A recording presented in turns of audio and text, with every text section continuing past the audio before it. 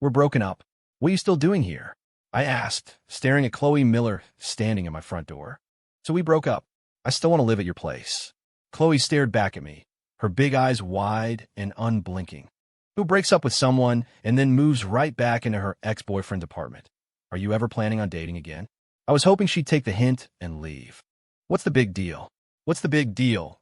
Her flushed oval face, those huge eyes. She just stood there looking at me, one hand gripping the handle of her suitcase. I met Chloe on Tinder. You know how it is. Lonely people go on there to mess around, and I was no exception. After my last relationship went down in flames, I had zero plans to find a new girlfriend. Then I met Chloe. An oval face, big eyes, a perfect chest, and long, straight legs. I thought her being on a dating app was a total waste of her potential. She should have been a model. I even suggested it to her once. She said she hated wearing heels. Funny, because the first time we met, she was wearing heels and black stockings. The next morning, when I woke in the hotel room, it was the sound of those same heels clicking on the floor that woke me.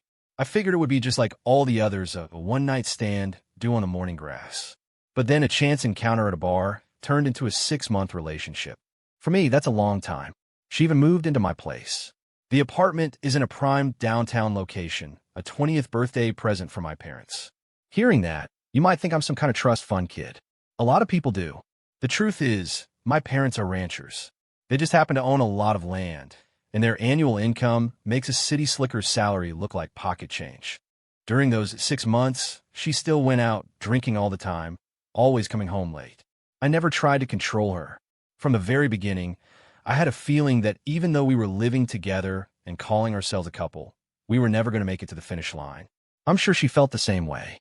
Until one day, she went through my phone and started yelling at me.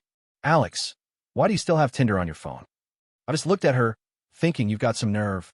You, who stumbles home from the bar at all hours, are going to lecture me on being faithful? So I got angry. It's none of your damn business what apps I use or who I talk to. Besides, I hadn't actually gone out with anyone else in the past 6 months. The most I did was some light flirting and checking out light pics. When I said that, Chloe's eyes welled up.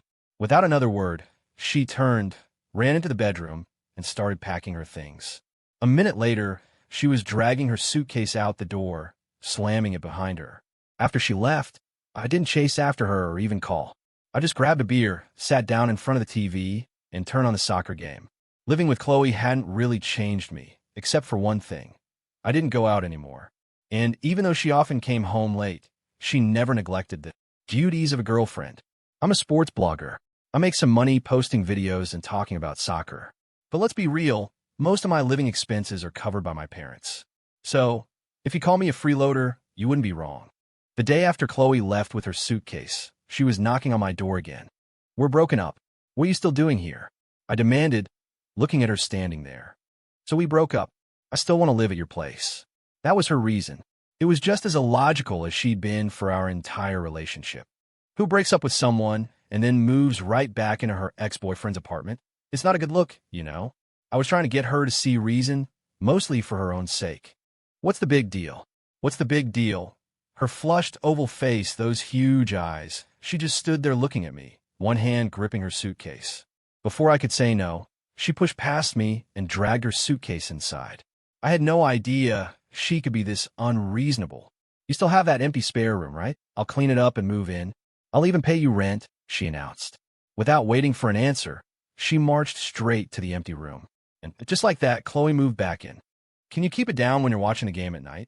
You're waking me up, Chloe mumbled, pushing my bedroom door open early the next morning, her eyes half closed. I had been up all night watching a match from Europe and was trying to catch up on sleep. I ignored her and pulled the covers over my head. Seeing I wasn't going to engage, Chloe got the message and quietly closed the door. When I finally woke up around noon, Chloe was gone. I didn't know where she went, and I didn't care. But I was a little surprised to find breakfast on the dining table. A simple breakfast taco and a coffee. Looked like she'd picked it up from the cafe downstairs. I wasn't in the mood for it. After a quick shower, I ordered something on Uber Eats. I was used to this inverted schedule. My life was fueled by delivery, day and night. The kitchen, to me, was a completely useless space. By the time I finished editing my video for the day, it was already evening, and my stomach was growling again. I instinctively opened my phone, ready to summon a meal from the city's vast network of ghost kitchens. Just then, I heard the beeping of the keypad lock on the front door. Lock disengaged. When Chloe walked in, I was genuinely surprised. By this time of night, she was usually either at a dinner getting buzzed or at a club dancing. "You're home early?" I asked, confused. "I got off work." "Of course I came home," she said, matter-of-factly. I remembered when we first moved in together. The first time I asked her why she came home so late, her exact words were, "Is a life without nightlife even a life at all?" I never asked again after that. Today, the question just slipped out because it felt like hell had frozen over. Maybe she noticed my bewildered expression because she lifted her arms to show me the grocery bag she was holding, filled with vegetables and meat. What the FCK, I thought to myself, completely baffled. She's gonna cook? Chloe's gonna cook? Chloe Miller is skipping the club to come home and cook dinner. "Just try not to burn my kitchen down," I said, turning my attention back to my phone, scrolling through dinner options. "Are you still ordering delivery?" Chloe's tone was almost scolding. "Can't you stop eating that stuff all the time? Since when is it your business? You cook your food, I'll handle mine. Stop being so nosy," I snapped. "I bought too much for one person. You should eat with me later." "No, thanks," I reply, my tone firm. I didn't even look up from my phone. I had zero faith in her cooking skills. Besides, when someone starts doing you favors out of the blue, there's always a catch. What if I ate her food and she used it as an excuse to never leave? We were broken up. She was supposed to be paying me rent. Rent, right? Don't tell me she's trying to pay her rent with food. Nice try. I went into my bedroom and lay down to wait for the delivery guy. As the minutes ticked by, the aroma of cooking food started to drift into my room. Could she actually cook? A woman who spent her time on dating apps and in bars could whip up a decent meal. In my mind, those two things just didn't go together. Just then, my phone rang. The food was here. I walked out to the living room to get the door and grab my royal feast. "Dude, smells amazing in here. Why are you still ordering out?" the delivery guy said as he handed me the bag. "It just smells good," I said, waving him off. When Chloe saw me put the takeout bag on the table, she pouted but didn't say anything. There was a hint of defiance in her eyes. A few moments later, she brought her dishes to the table and placed them right in front of me. "Here, eat what I made. Just leave the delivery stuff." I frowned but ignored her, digging into my own food. Chloe wouldn't let it go. "You never exercise and you eat delivery every day. How is your body supposed to handle that?" "Chloe, are you overstepping a little?" I said, "I'm not eating it. Why are you so annoying? This is my house. You should be grateful I'm even letting you stay here." I was suddenly angry. The last time we fought was also because she snooped through my phone without asking. Our whole relationship started as a casual fling. When did she start acting like she owned the place, telling me what to do?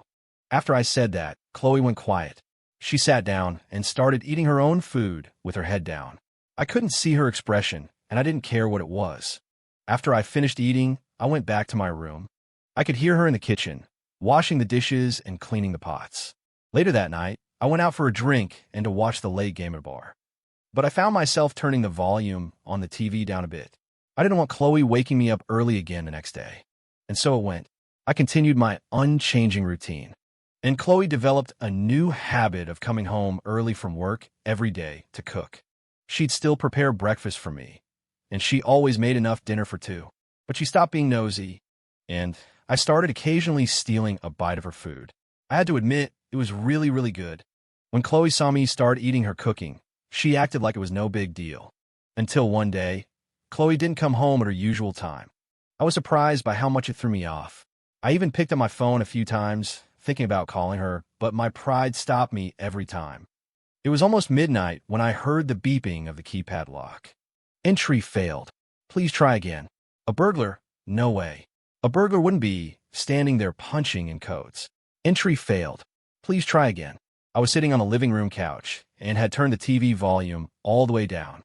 I heard a weak hand knocking on the door. Knock, knock, knock. Then the sound of someone trying the code again. Entry failed. Please try again. It suddenly dawned on me. It was Chloe. She was definitely drunk. For I walked over and opened the door. Chloe's body, which had been leaning against it for support, tumbled forward and she collapsed onto the floor. Ow, that hurts. Lying on the ground, Chloe grimaced. Her flushed face was proof she'd been drinking, and a lot. A wave of disgust washed over me, but I couldn't just leave her there. By the time I managed to haul the dead weight of Chloe into her bedroom, I was out of breath. Looks like I really do need to start working out. Mr. Price, no more. I can't drink anymore. I have to go home, Chloe mumbled. My hands, which were about to take off her shoes, paused. Mr. Price, did she land a big shot this time? A strange anger made me yank her heels off, toss them aside, and storm out of her room without a second glance. I cranked the TV volume up and started drinking a beer. After a while, Chloe suddenly rushed to the bathroom and started throwing up. I frowned, and without turning around, I said, "You're moving out tomorrow." The sound of retching from the bathroom continued, punctuated by faint sobs. "Drink yourself to death for all I care," I cursed silently. I thought she was done with the clubbing scene, but now she was cozying up to her boss, some guy named Mr. Price. A little later, after the sound of the toilet flushing, a barefoot Chloe stumbled out of the bathroom.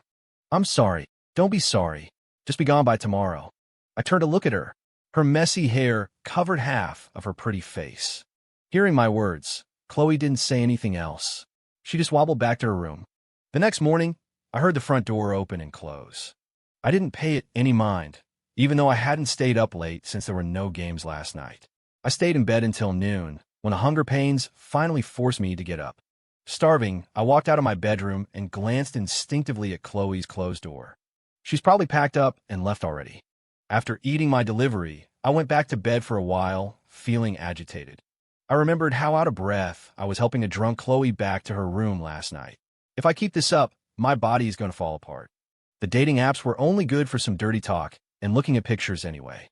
I decided to go for a run. I would start working out every day, anything to stop lying around aimlessly. Not far from my apartment complex is Zilker Park. I threw on my favorite team's jersey, put on my running shoes, and headed out. I hadn't even made it halfway around the main loop before I was gasping for air. It was clear that the years of a terrible sleep schedule and diet had made me weak. Gritting my teeth, I pushed through one lap and then started to find my rhythm. Hard to believe that in college, on the soccer team, they used to call me the guy who could run forever. After graduation, the girls I met on the apps were always very satisfied. Since I decided to start running, I was determined to stick with it. I forced myself to do one more lap before heading home. When I opened my front door, the smell of home-cooked food hit me. I didn't have to guess. It was Chloe. She hadn't left. "You went for a run? Perfect. I made your favorite dish. I also bought you some beer. It's in the fridge," said Chloe, standing at the kitchen doorway wearing an apron over her professional-looking skirt suit. I gave her a cold look. She had a practiced, professional smile on her face. "I'm going to take a shower first. You can go ahead and eat." Chloe nodded in response. "Okay." When I came out of the shower, the food was neatly arranged on the table. The plates and utensils were set, and next to my spot was a can of beer covered in tiny beads of condensation. "Come eat. It's ready," Chloe said, still smiling. I didn't say a word. I just sat down and started eating. After a few laps around the park, I was starving, and I'd only eaten half of my delivery order at lunch. Drinking the ice-cold beer and eating Chloe's food, I felt a strange sense of déjà vu. This kind of life felt completely new to me.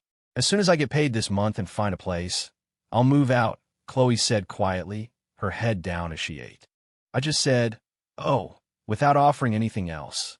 "Thanks for helping me last night," she added, shifting uncomfortably in her seat.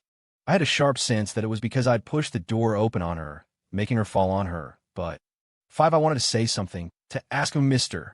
Price was, but then I thought better of it. We were broken up. She was moving out soon. I had no right to ask. The way things were now, we weren't even really friends. At least, that's how I saw it. After dinner, I felt incredibly good. It seemed like sticking with the exercise plan was a must. Chloe was holding the small of her back with one hand while gathering the dishes with the other. Seeing this, I said in a flat tone, "You don't have to do the dishes today. Just leave them. I'll get them later." "It's okay. It'll only take a minute." Chloe had a smile on her face. "You should go put some cream on your back so you can heal up and not miss work. That way you can move out sooner." Hearing me say that, a flash of disappointment crossed Chloe's face. She put the dishes down and limped back to her room. I walked into the kitchen. The next few days, I stuck to my running routine, and the results were surprisingly good. Sometimes I would even snap a few pictures of myself working out and post them on Instagram to track my progress. One day, as I was lying in bed scrolling through my phone after getting home, someone sent me a photo in my DMs. It was a top-down shot, showing off the girl's impressive assets. Photos these days are so edited they're basically fake. I just replied, "Let's see the legs." The person sent back a winky face emoji, then replied, "One SEC, taking one for you now." A moment later, a picture of long legs and black stockings appeared. As is tradition, I sent back a few of my old gym photos in return. The conversation quickly heated up. We arranged a time to meet. To avoid getting caught in a honey trap, I always set the terms. Money wasn't an issue for me. I told the girl to meet me in the morning at a coffee shop I frequented. Her name was Crystal Monroe. When I heard it, I had a flicker of recognition, like I'd heard it somewhere before. It wasn't until the night before our date, while I was doing some late-night research on my computer, that it hit me. I sat in the coffee shop for a long time before I saw a boldly dressed girl walk in. I recognized Crystal immediately. I had to admit, from her body type to her assets to her face, the resemblance was uncanny. The photos were just edited enough that I didn't immediately connect her to the adult film star. When I waved at her, Crystal walked over quickly. "Sorry to keep you waiting." It was so similar, even her voice. I started to wonder if I'd actually hit the jackpot and met the real deal. "No worries, I just got here," I lied. The truth was, I'd been waiting so long I was getting annoyed, thinking about how I was going to make her pay for it later that night. It's just that it's my first time being asked out on a morning date. Crystal's expression was sultry, her eyes captivating. She probably knew what I was up to, so I didn't bother trying to explain. "You're with me for the whole day. We need to get to know each other before we can get to know each other more intimately." As I said it, Crystal just giggled. Her laugh was similar, too. 6-inch, that name of yours is pretty memorable," I added. Crystal obviously knew who I was talking about. She then said in a mock, breathy voice, "Oh my, you found me out." She followed it with another sultry look. I didn't feel awkward at all because Crystal handled it with such ease. After coffee, I took her shopping and generously bought her a few things. As evening approached, I took her to a barbecue food truck for dinner and drinks. The truth was, besides being at home or running, I rarely got out to relax like this, and I wanted to take the opportunity to unwind. Luckily, Crystal didn't seem to mind and was having a great time. She even joked, "You better be ready for some deep, intimate conversation later, big boy." By the time we finished eating, it was already past 8:00 p.m. Chloe was probably home already. She usually got off work at 6:30. I glanced at my phone. No new messages. Crystal and I found a nearby hotel, and I checked us in with my ID. The whole time, right up until we walked into the room, I kept a close eye on Crystal, my guard still up. Fortunately, once we were in the room, Crystal put her phone on the nightstand and said she was going to take a shower, complaining that the barbecue smell would interfere with her performance. "Aren't you joining me?" she asked, poking her head out of the bathroom, her shoulders bare. I nodded, ready to wash the day off as well. But just then my phone rang. The caller ID said Chloe. Was she still waiting for me for dinner? I answered the phone, my voice tinged with annoyance. "What? Alex, can you come pick me up?" Chloe's voice on the other end was unusually soft, barely audible over the noise in the background. "Can't you just get an Uber?" So she was out drinking again. Besides, I've been drinking too, and things were just about to happen. They're trying to make me drink more. I'm scared.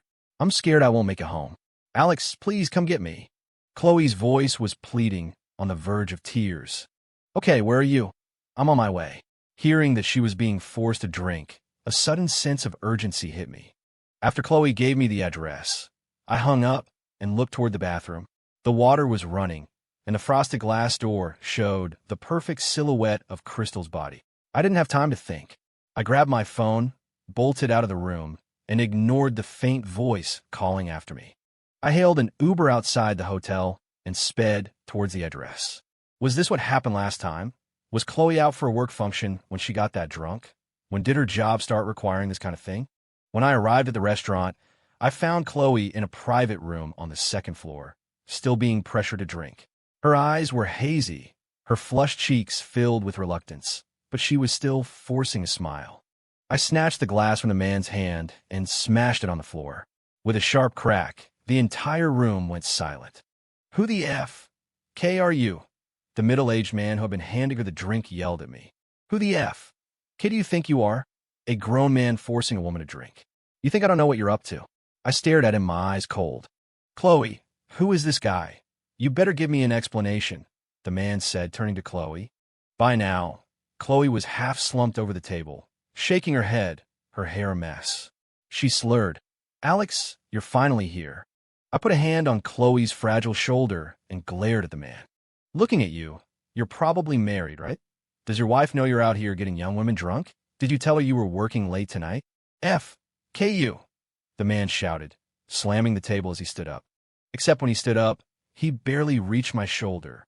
I am 6'1". I played soccer, and I've been working out lately. The man's anger deflated instantly. He timidly sat back down. "Whoa, I'm feeling a little dizzy." Drank too much, the man said quickly. "I'm not the type to push things." I helped Chloe up and walked out. We got an Uber and headed home. By the time I carried a dead drunk Chloe back to the apartment and put her on her bed, my shirt was soaked with sweat. Chloe wasn't much better. Her clothes were damp too. I took off her clothes, changed her into her pajamas, and went to take a shower. When I got out, I checked my phone and saw a string of messages from Crystal. I only read the last one. "I'm all clean now. When are you coming back?" I didn't reply. She would see that I'd read it. I went into Chloe's room to make sure she wasn't sleeping on her back, then left, purposefully leaving her door ajar.